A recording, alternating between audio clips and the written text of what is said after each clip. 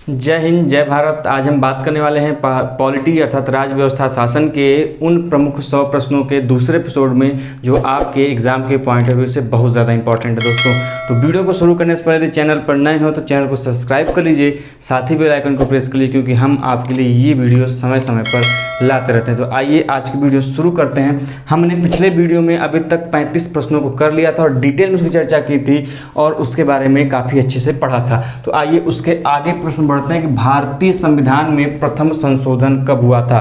तो दोस्तों, भारतीय संविधान में प्रथम संशोधन किया गया था 1951 में। कब किया गया? 1951 में। और इसके द्वारा जोड़ा गया हमारे संविधान में 9वीं अनुसूची को। ध्यान देंगे, बहुत ही ज़्यादा महत्वपूर्ण प्रश्न है। कई बार एग्जाम में पूछा जाता है कि प्रथम संविधान संशोधन कब किया गया, तो वह किया गया 1951 में। उससे क्या जोड़ा गया? तो 9वीं अनुसूची को जोड़ा गया। अगले प्रश्न की तरफ बढ़ते हैं कि संविधान की प्रस्तावना में संशोधन। तो दोस्तों, अभी तक जो हमारी भारतीय संविधान की प्रस्तावना है उसमें केवल और केवल एक बार ही संशोधन किया गया है। कितनी बार? एक बार किया गया है। वो भी कब? वो किया गया है 42वें संविधान संशोधन द्वारा। कब? 1976 में। ध्यान देंगे दोस्तों, कई बार प्रश्न पूछा जाता है कि भारतीय संविधान की प्रस्तावना में अभी तक कुल कितनी बार संशोधन हुआ है, तो अभी तक केवल और केवल एक बार, वो भी कब? 42वें संविधान संशोधन द्वारा सन 1976 में। अगले प्रश्न की तरफ बढ़ते हैं कि संविधान सभा के लिए चुनाव कब हुए थे। तो दोस्तों, संविधान सभा का जब निर्माण किया जा रहा था तो उस समय उसका चुनाव हुआ था 1946 में। 1946 में संविधान सभा का चुनाव हुआ और इसी संविधान सभा ने दिसंबर 1946 से अपना कार्य प्रारंभ कर दिया था। बहुत ज़्यादा महत्वपूर्ण प्रश्न है। अगले प्रश्न की तरफ बढ़ते हैं कि प्रथम लोक अदालत कहाँ पर आयोजित हुई। काफ़ी ज़्यादा इंपॉर्टेंट है। ध्यान रखेंगे कि प्रथम लोक अदालत जो आयोजित की गई थी वह की गई थी भारत के गुजरात राज्य में। तो गुजरात राज्य वह है जहां पर प्रथम लोक अदालत आयोजित की गई थी। अगले प्रश्न की तरफ बढ़ते हैं कि शारदा एक्ट क्या है। बहुत ज़्यादा इंपॉर्टेंट है। शारदा एक्ट इसलिए बनाया गया क्योंकि हमारे आसपास बाल विवाह काफ़ी पहले प्रचलित हुआ करता था। तो बाल विवाह निषेध के लिए, उसको रोकने के लिए शारदा एक्ट का गठन किया गया। तो ध्यान रखेंगे कि शारदा एक्ट का गठन बाल विवाह को रोकने या फिर उस पर प्रतिबंध लगाने के लिए शारदा एक्ट को बनाया गया। तो शारदा एक्ट का संबंध किससे है? बाल विवाह के निषेध से है। अगले प्रश्न की तरफ बढ़ते हैं कि भारत में जो संघीय व्यवस्था है दोस्तों, यह कहाँ से ली गई है। तो भारत में संघीय व्यवस्था ली गई दोस्तों कहाँ से? कनाडा से। जो कनाडा का संविधान है वहाँ से हम भारतीयों ने भारत की संघीय व्यवस्था, जो फेडरल स्ट्रक्चर है भारत का, उससे लिया है। कहाँ से दोस्तों? तो उसे हमने लिया है कनाडा से। अगले प्रश्न की तरफ बढ़ते हैं कि राष्ट्रपति का सर्वोच्च न्यायालय से परामर्श। देखिए, हमारे संविधान में अधिकार है राष्ट्रपति को कि वह किसी मुद्दे पर क्या कर सकता है? राष्ट्रपति सर्वोच्च न्यायालय से परामर्श ले सकता है। तो ध्यान रखेंगे किस अनुच्छेद के तहत यह कई बार एग्जाम पूछता है। तो हमारे संविधान का अनुच्छेद 143 राष्ट्रपति को यह अधिकार देता है कि वह सर्वोच्च न्यायालय से विधि से संबंधित कोई प्रश्न पूछ सकता है या फिर उस पर परामर्श ले सकता है। अब सबसे महत्वपूर्ण बात ये निकल के आती है कि क्या जब यह सर्वोच्च न्यायालय उसे परामर्श देगा तो क्या राष्ट्रपति उसे मानने के लिए बाध्य है अथवा नहीं? तो बिल्कुल नहीं। राष्ट्रपति के पास जो स्वतंत्रता है कि वह उसे माने या फिर न माने, इस पे कोई भी बाध्यता राष्ट्रपति के ऊपर नहीं है। अगले प्रश्न की तरफ चलते हैं कि प्रथम लोकायुक्त किस राज्य में नियुक्त हुआ। तो प्रथम लोकायुक्त जो नियुक्त हुआ था वह राज्य था राजस्थान। तो राजस्थान में दोस्तों प्रथम लोकायुक्त की नियुक्ति की गई थी। प्रथम लोक अदालत कहाँ पर? तो गुजरात में। और प्रथम लोकायुक्त कहाँ पर हुआ था नियुक्त? तो वह है राजस्थान। अगले प्रश्न की तरफ बढ़ते हैं कि राज्य लोक सेवा आयोग के सदस्यों की नियुक्ति कौन करता है। मैंने दोस्तों पिछले वीडियो में पढ़ाया था संघ लोक सेवा आयोग के अध्यक्ष या फिर सदस्यों की नियुक्ति कौन कर रहा था। तो यदि संघ लोक सेवा आयोग होगा तो वहां पर राष्ट्रपति होगा, लेकिन राज्य लोक सेवा आयोग होगा दोस्तों तो यहां पर आपका उत्तर हो जाएगा राज्यपाल या फिर हम जिसे कहते हैं गवर्नर। तो गवर्नर कह लें या फिर राज्यपाल कह लें, वह राज्य लोक सेवा आयोग के सदस्यों क्या करता है दोस्तों? नियुक्ति करता है। ध्यान रखेंगे। अगले प्रश्न की तरफ बढ़ते हैं कि जो हमारे देश के नीति निर्देशक तत्व हैं, डायरेक्टिव प्रिंसिपल्स हैं, वह कहाँ से लिए गए। तो हमारे देश में, हमारे भारतीय संविधान में नीति निर्देशक तत्वों को जगह दी गई है किस संविधान से लेकर, तो वह लिया गया है आयरलैंड के संविधान से। तो भारतीय संविधान में नीति निर्देशक तत्व का स्रोत क्या है दोस्तों, तो वह है आयरलैंड। अगले प्रश्न की तरफ बढ़ते हैं कि राष्ट्रपति के निर्वाचन संबंधित विवादों का निर्णय कौन करेगा। मान लीजिए राष्ट्रपति का चुनाव हो रहा हो और वहां पर विवाद उत्पन्न हो जाए किसी चीज को लेकर, तो उसका निर्णय करने का अधिकार केवल और केवल दोस्तों किसके पास है, उच्चतम न्यायालय के पास है, सुप्रीम कोर्ट के पास है। कई बार एग्जाम में ये प्रश्न आया है, कई लोग गलत कर देते हैं। सुप्रीम कोर्ट के पास ये अथॉरिटी है कि यदि राष्ट्रपति के चुनाव संबंधित या फिर उपराष्ट्रपति के चुनाव संबंधित विवाद कोई उत्पन्न होता है तो उसका समझौता या फिर उस विवाद का फैसला कौन करेगा, तो वह करेगा उच्चतम न्यायालय अर्थात सुप्रीम कोर्ट। अगले प्रश्न की तरफ बढ़ते हैं कि संविधान संशोधन की प्रक्रिया का उल्लेख।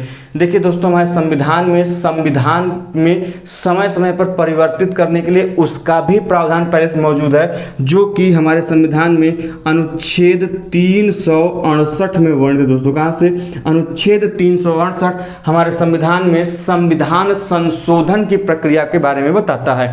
अब सबसे बड़ी बात यह है कि संविधान संशोधन की प्रक्रिया का यह प्रावधान किस संविधान से या फिर किस जगह से हमने लिया है, तो यह लिया है दोस्तों हमने दक्षिण अफ्रीका से। ध्यान रखेंगे, दक्षिण अफ्रीका से दोस्तों हमने संविधान संशोधन की प्रक्रिया ली हुई है। कभी कभी पूछ देता है कि संविधान संशोधन कितने प्रकार से किया जाता है दोस्तों, तो हमारे देश में संविधान संशोधन के कुल 3 प्रकार हैं। हम जब अलग से वीडियो बनाएंगे संविधान संशोधन के ऊपर तो उसकी डिटेल में चर्चा वहां पर की जाएगी।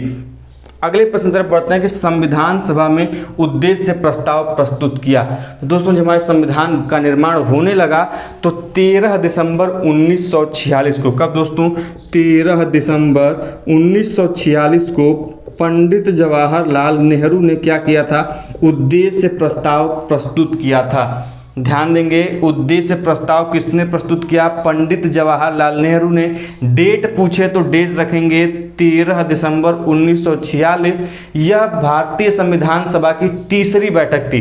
पहली 9 दिसंबर 1946, दूसरी 11 दिसंबर 1946 और तीसरी थी 13 दिसंबर 1946। तो 13 दिसंबर 1946 को संविधान सभा में पंडित जवाहरलाल नेहरू ने क्या किया था, उद्देश्य प्रस्ताव को प्रस्तुत किया था। अगले प्रश्न की तरफ बढ़ते हैं कि राज्य के महाधिवक्ता की पदावधि कितनी होती है। तो दोस्तों राज्य के जो महाधिवक्ता होता है, एक यह विधि अधिकारी होता है। राज्य का सबसे बड़ा विधि अधिकारी कौन होता है दोस्तों, तो महाधिवक्ता। देखिए ध्यान रखिएगा, मैं राज्य के स्तर पर बात कर रहा हूं, न कि देश पे।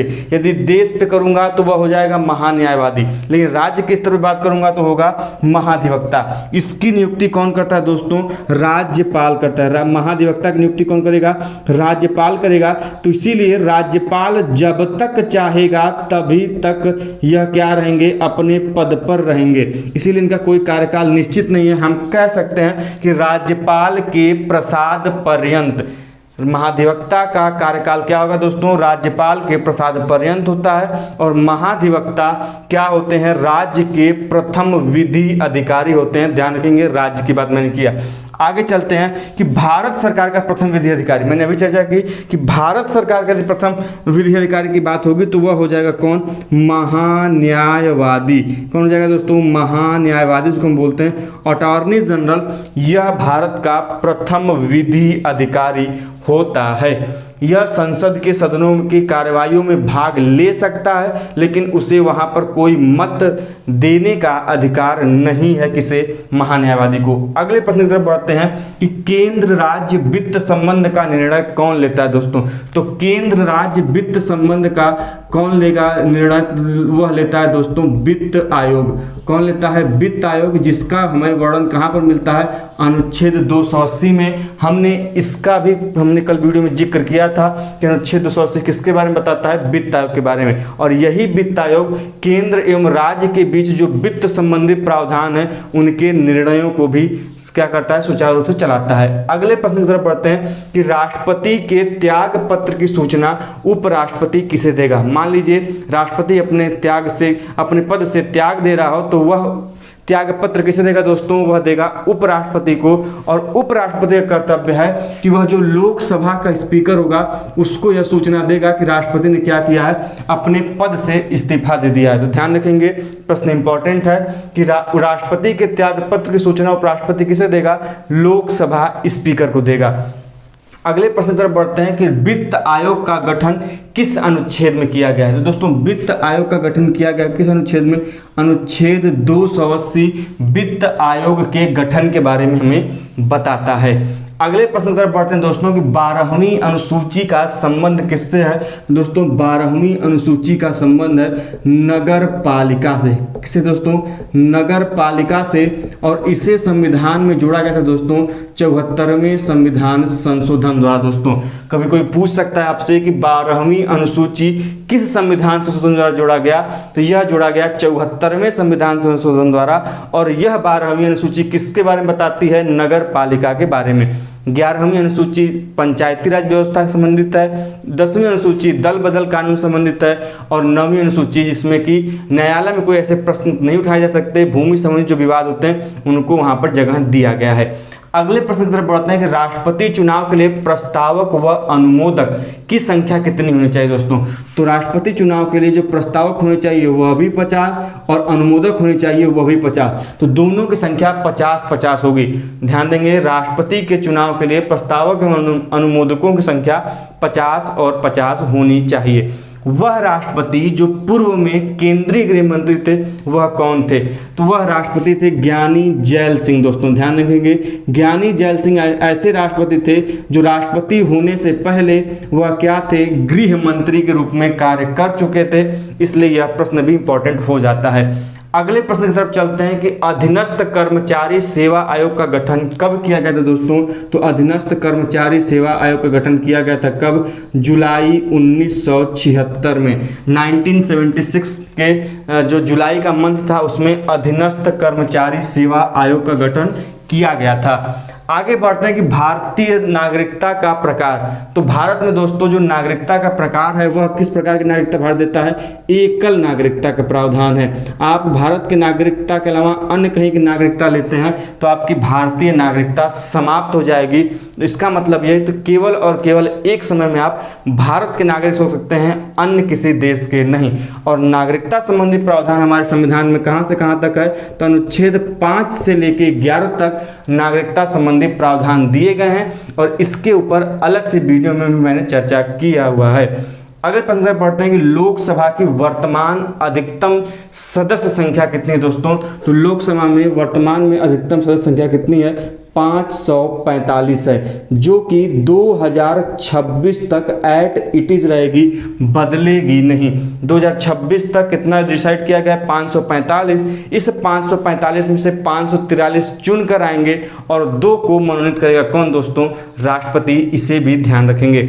आगे बढ़ते हैं कि पंचायती राज व्यवस्था की प्रथम शुरुआत कहाँ से किया गया था। दोस्तों पंचायती राज व्यवस्था की प्रथम शुरुआत की गई थी राजस्थान जो राज्य है वहाँ के नागौर जिले में। कहाँ पे, नागौर जिले में। और कब किया गया था यह भी कभी कभी पूछता है, तो 2 अक्टूबर 1959 को। कब, 2 अक्टूबर 1959 को 1959 में। कब, तो कहाँ पर, तो राजस्थान के नागौर जिले में प्रथम बार किया गया था। अगले प्रश्न की तरफ चलते हैं कि किस संविधान संशोधन द्वारा लोकसभा का कार्यकाल 5 से 6 वर्ष कर दिया गया। दोस्तों अभी आप सभी लोग जानते होंगे कि लोकसभा का कार्यकाल 5 वर्ष का होता है, लेकिन एक समय था, एक संविधान संशोधन हुआ जिसके द्वारा इस लोकसभा का कार्यकाल 5 वर्ष से बढ़ाकर 6 वर्ष कर दिया गया था। तो वह संविधान संशोधन है 42वां संविधान संशोधन। 42वें संविधान संशोधन 1976 द्वारा इसका कार्यकाल 1 वर्ष और बढ़ा दिया गया और 6 वर्ष कर दिया गया।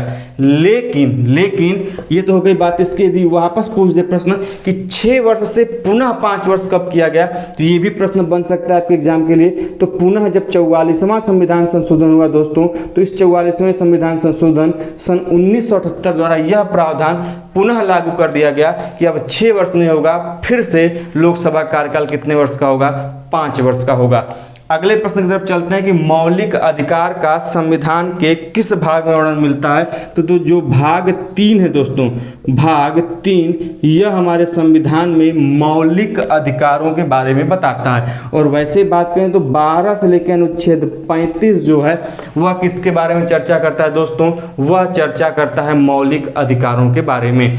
अगले प्रश्न की तरफ चलते हैं कि संविधान सभा के स्थायी एवं अस्थायी अध्यक्ष कौन थे। तो संविधान सभा के यदि हम स्थायी अध्यक्ष की बात करें, परमानेंट चेयरमैन की बात करें, तो वह थे डॉक्टर राजेंद्र प्रसाद। कौन थे दोस्तों, डॉक्टर राजेंद्र प्रसाद। यह स्थायी सदस्य थे, सॉरी स्थायी अध्यक्ष थे। लेकिन अस्थायी बात करें, टेम्परेरी बात करें, तो टेम्परेरी बनाया गया था किसे, डॉक्टर सच्चिदानंद सिन्हा को। किसे बनाया गया दोस्तों, डॉक्टर सच्चिदानंद सिन्हा को बनाया गया था। यह संविधान सभा के अस्थायी अध्यक्ष थे। अगले प्रश्न तरफ बढ़ते हैं कि संवैधानिक उपचारों के अधिकार को आत्मा किसने कहा। तो दोस्तों संवैधानिक उपचारों के अधिकार को आत्मा कहा था किसने संविधान का, वह कहे थे doctor BR Ambedkar. Doctor BR Ambedkar ने दोस्तों क्या कहा था कि संविधान के संवैधानिक उपचारों के अधिकार को, जो कि एक मूल अधिकार है, तो कभी कोई पूछ लेता है कि यह किस अनुच्छेद में वर्णित है दोस्तों, तो अनुच्छेद 32 में संवैधानिक उपचारों के अधिकार का वर्णन हमें देखने को मिलता है। और आज के लास्ट क्वेश्चन की बात करें कि संघीय मंत्री परिषद किसके प्रति उत्तरदायी होती है। दोस्तों संघीय मंत्री परिषद उत्तरदायी होती है किसके प्रति, लोकसभा के प्रति। लोकसभा के प्रति संघीय मंत्री परिषद उत्तरदायी होती है। और मंत्री परिषद का उल्लेख हमें संविधान के अनुच्छेद 76 में दिखाई देना को मिलता है। तो दोस्तों हमने इस वीडियो के माध्यम से 30 प्रमुख प्रश्नों की चर्चा की। 35 पिछले वीडियो में किया था, 30 इसमें किया। डिटेल में जानने का प्रयास किया। तो वीडियो कैसा लगा कमेंट बॉक्स में जरूर बताएं और दोस्तों के साथ शेयर जरूर कर दें। मिलते हैं नेक्स्ट वीडियो में, तब तक के लिए जय हिंद जय भारत।